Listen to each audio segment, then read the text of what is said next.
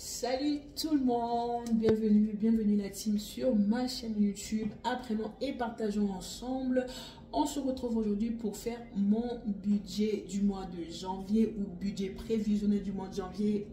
Appelez cela comme vous voulez. J'ai des buts dans le système des enveloppes. Je répéterai pas tout le terme, mais en tout cas, on va faire ça ensemble avec vous. Donc, pour tous ceux qui arrivent sur ma chaîne YouTube pour la première fois, je m'appelle Isabelle. Je suis maman de 3 enfants. Ma chaîne YouTube s'appelle Apprenons et partageons ensemble. Comme le nom l'indique, nous sommes ici pour apprendre et pour partager de petites choses que moi je connais. Je vous les partage en commentaire, et si vous le faites d'une autre manière que moi, vous me les partagez aussi en commentaire. Et ensemble, nous apprenons tout simplement. Donc moi, je vous ai ramené une nouveauté qui est maintenant le budget sur ma chaîne. Alors si tu me découvres tout simplement dans les vidéos budget, n'hésite pas à aller faire un tour sur ma chaîne YouTube. Je présente beaucoup de choses, en tout cas beaucoup de choses. Et je suis en train d'essayer de mettre à jour les playlists sur ma chaîne. Donc tu vas pas t'ennuyer, vas-y, regarde, et si le contenu te plaît, alors viens me faire un retour en commentaire, abonne-toi, aime, commente et partage, et puis ensemble on avance. Donc comme je vous ai expliqué mes outils, et là maintenant on va faire le budget prévisionnel où on va établir mon budget. Je l'ai déjà rempli, je dirais pas rempli. Et c'est ce que je ferai vraiment tout le mois, je remplirai, parce que je pense que le remplir ensemble avec vous, comme je regardais beaucoup de budgétés, la vidéo prend vraiment, la vidéo est très longue, et surtout, voilà, il faut réfléchir. En tout cas, voilà, moi, je remplirai vraiment comme je fais là, et puis je vous expliquerai un peu comment est-ce que je vais fonctionner. Donc, j'ai imprimé cette support de Emily Budget. C'est ça, Emily Budget. Donc voilà, donc c'est une budgétaise qui met en disposition le support sur sa chaîne YouTube, sur son drive. Donc n'hésitez pas à aller, et ce n'est pas que elle, presque toutes les budgétaises que j'ai regardées, ils mettent leur support à disposition pour que nous puissions s'en servir. En tout cas, moi, je me suis lâchée. Même, vous avez vu, quand je vous ai présenté mes supports, même mes enveloppes de tous les jours, pareil, me suis lâchée dans les supports que les budgétistes ont mis à notre disposition. En tout cas, je ne les remercierai pas assez. Merci à eux. C'est vraiment du boulot de prendre le temps de faire la fiche et tout, le fichier, pardon, et de les mettre aussi à disposition des autres. Vraiment, merci énormément. Donc, on va commencer. Je vais essayer de zoomer encore un peu pour que vous puissiez bien voir. Voilà team, j'espère que là vous verrez bien, j'espère. Donc comme je vous ai dit, j'ai pris le fichier ou le support là chez Emily Budget. Il y avait beaucoup de pages. Moi j'ai pris les pages que je trouvais intéressantes pour moi, pour mon budget. Donc la page de garde, ça sera pour le mois de janvier. Il y avait aussi, comment ça s'appelle, il y avait aussi le calendrier, mais comme ça date de l'an 2024, ça, je pense que ça ne sera pas d'importance.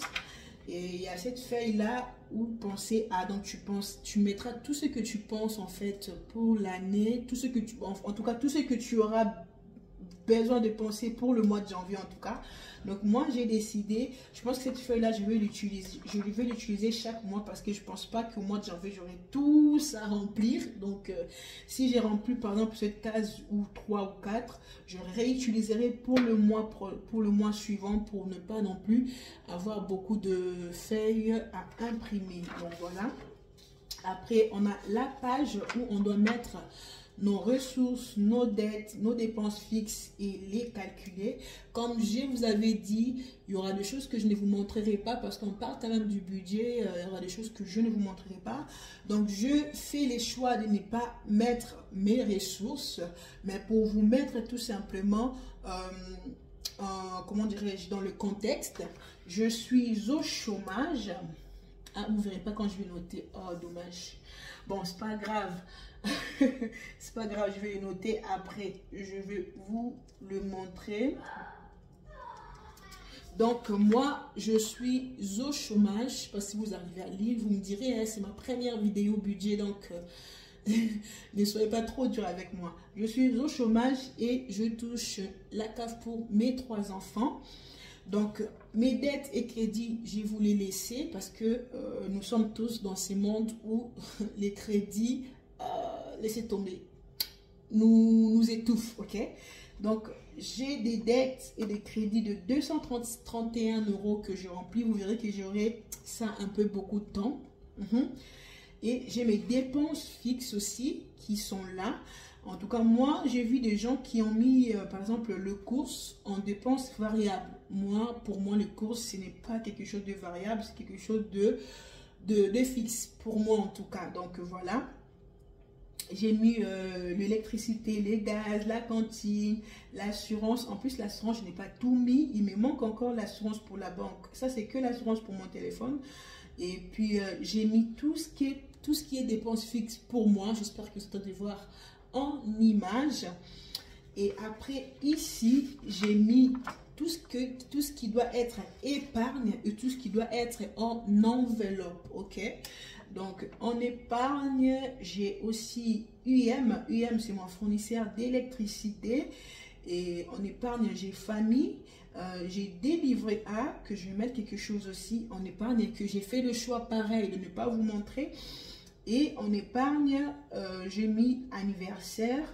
Bon, c'est vraiment pas de l'épargne, mais j'ai décidé de mettre ça en épargne parce que c'est une enveloppe que je n'aurai pas tous les jours, comme vous avez vu ça dans ma vidéo où je vous ai présenté mes outils, que je n'aurai pas tous les jours, je l'aurai qu'en épargne. Et si c'est le mois où c'est l'anniversaire de la personne, hop, je prends dessous, je fais ce qu'il faut faire.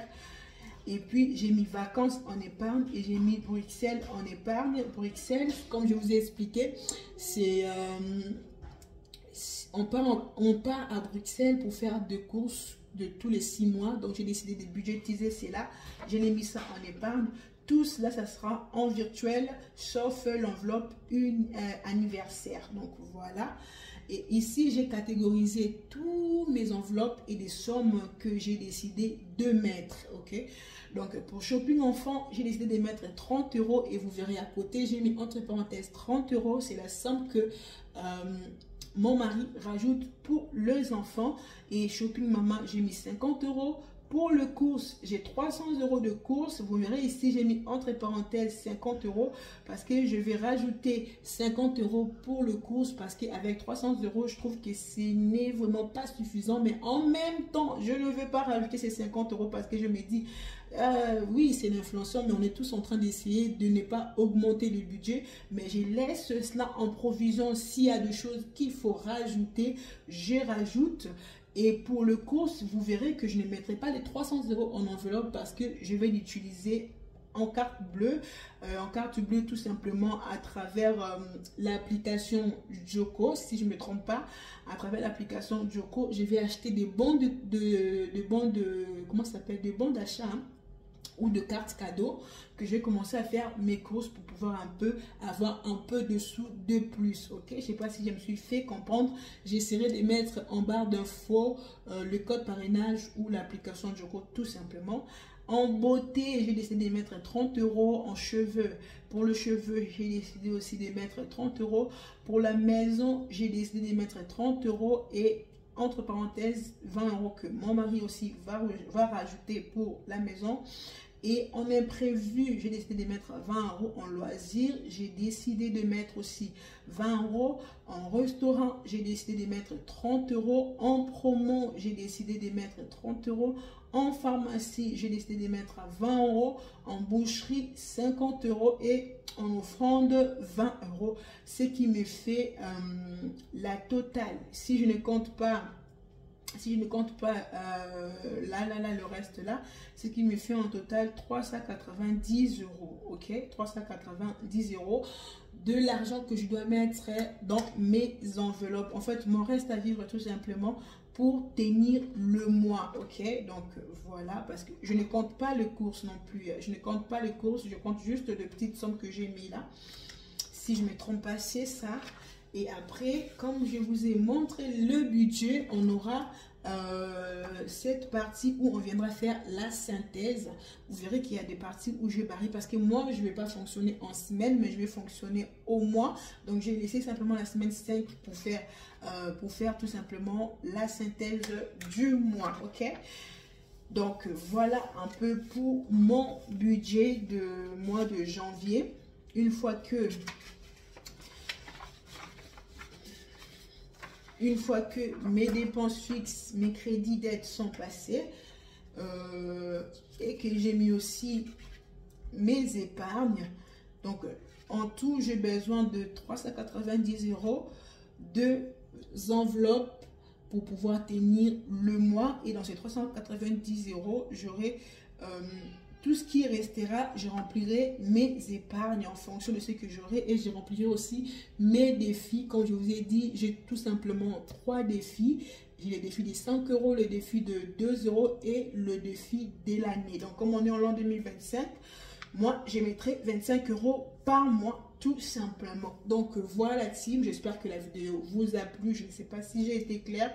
Comme je vous dis, j'ai des buts dans tout ce qui est enveloppe budgétaire. J'espère que au fur et à mesure, je vais avancer. Au fur et à mesure, je vais acquérir beaucoup de choses que vous verrez peut-être de changements. Donc, voilà. En tout cas, merci d'avoir regardé cette vidéo. Si le contenu vous a plu, n'hésitez pas à vous abonner, à aimer, à commenter et à me laisser vos avis en commentaire, en me laisser aussi en me disant aussi si vous faites déjà ces systèmes ou pas, ou si vous commencez aussi en janvier comme moi, et si vous le faites, ça fait combien de temps que vous le faites. Je suis sûre que si vous le faites, vous avez une bonne gérance financière, ou tout simplement votre finance, vos finances, vous avez pu avoir en fait l'équilibre, voilà, l'équilibre au niveau de vos finances. En tout cas, portez-vous bien. Moi, je vous dis à la prochaine pour une nouvelle vidéo. Bye!